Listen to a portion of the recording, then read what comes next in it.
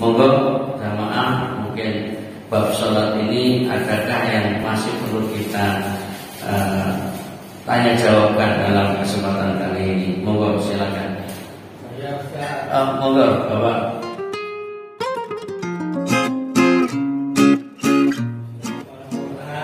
Paling tidak kan ada dua ukuran ini.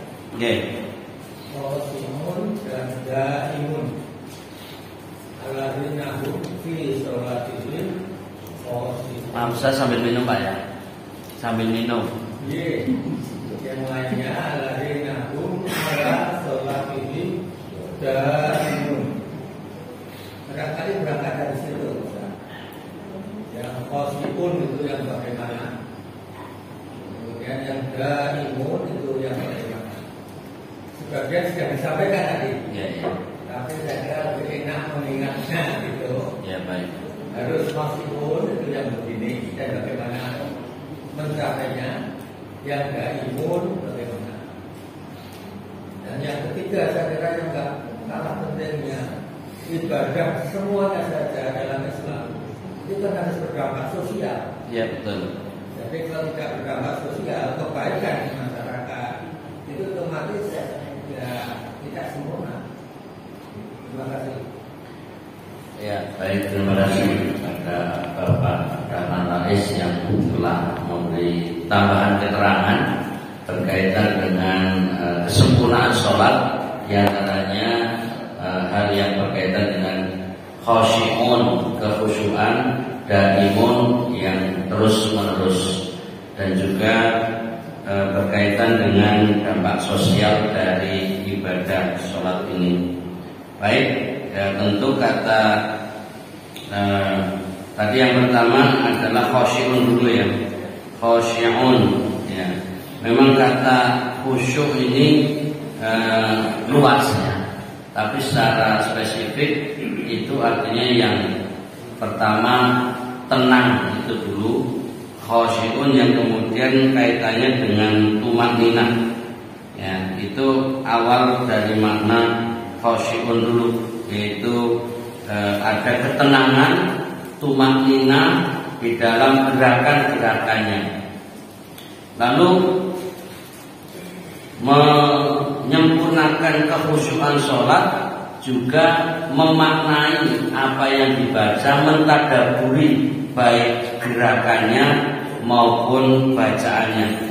Jadi untuk mencapai kekhusyuan tentunya diiringi dengan pemahaman bacaan sholat itu. Nah, ini mohon maaf, kadang orang sholat tidak semuanya menyadari apa yang diucapkan. Nah, ini yang agak membuat tanda kutip jane wis khusyuk urung itu. Jadi karena khusyuk bukan sekedar gerakannya saja yang tumaninah, tapi khusyuk itu memahami makna-makna yang diucapkan dalam sholat itu sendiri.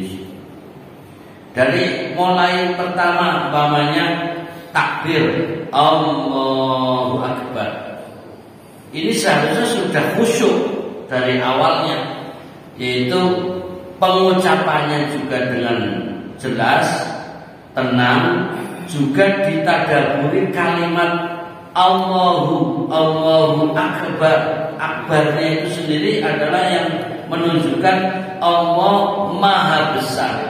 Lalu kalimat sesudahnya tidak disebut Allah lebih besar. Biasanya kan mengatakan ini buku lebih besar dari gelas, ada pembandingnya. Dalam bahasa Arab namanya ismu tafdil, yaitu afdol lebih utama, akbar lebih besar. Berarti ada dua hal yang lebih besar dari yang lainnya. Tapi di dalam pengucapan takbir itu ditiadakan lafal apapun sesudah kata akbar. Ini untuk menunjukkan betapa luasnya. Ya, tidak ada bandingannya. Allahu Akbar, Allah lebih besar dari segalanya. Berangkat dari sini saja kita sudah bisa mengecek kita jadi sudah mencapai syukur atau mencapai khusyuk atau belum.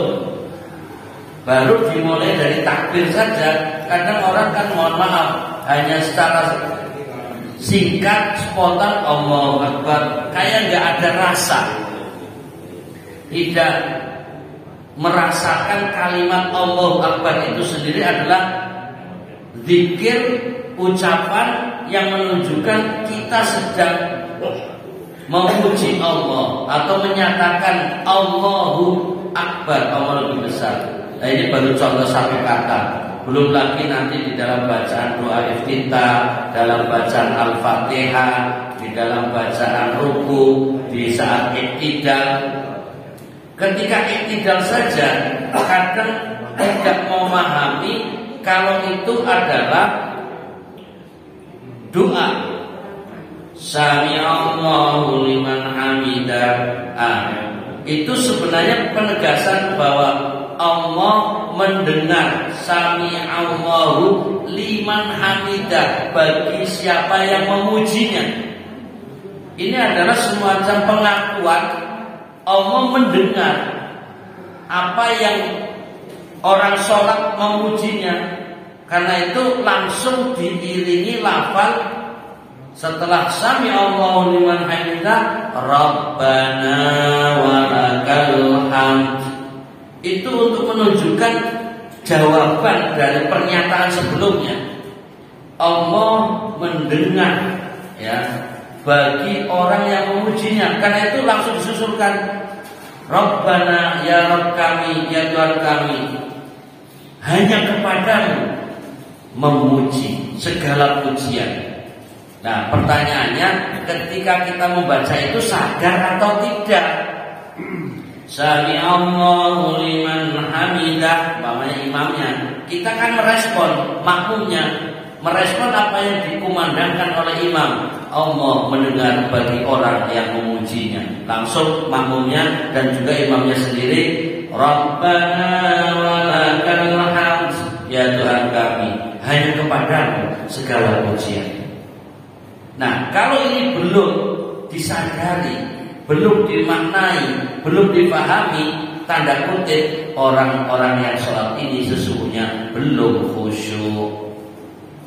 Nah, ini kalau sudah sampai ke sini, kok rasa-rasanya kita sholat kok refleks doang, hanya gerakan dan ucapan tanpa makna, tanpa sadar.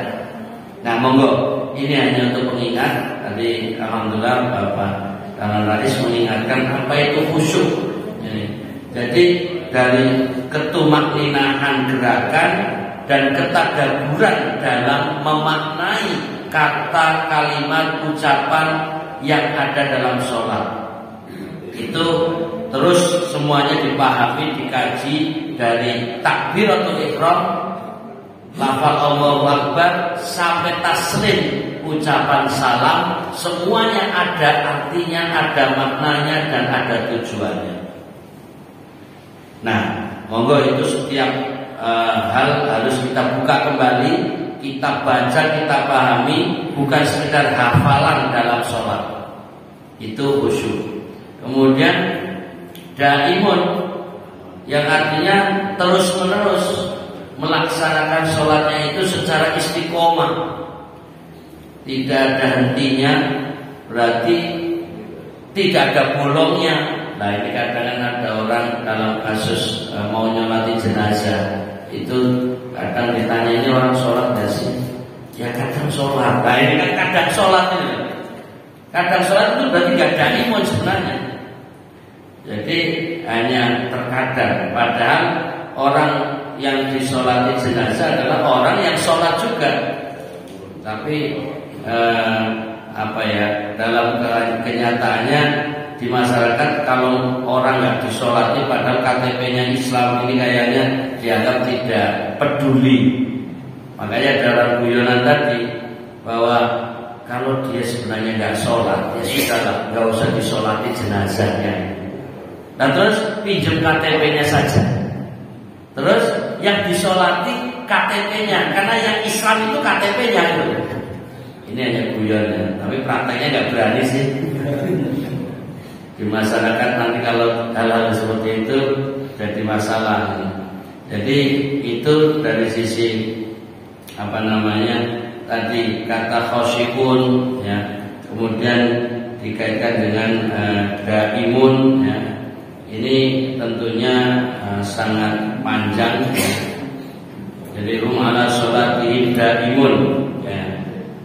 Di antara makna daimun juga yuhafiduna ala awqatiha wa wajibatiha, orang yang menjaga waktu sholatnya. Jadi selain tadi yang terus menerus, juga kata daimun difahami sebagai orang yang sholatnya pada waktunya, bahkan diutamakan di awal waktu.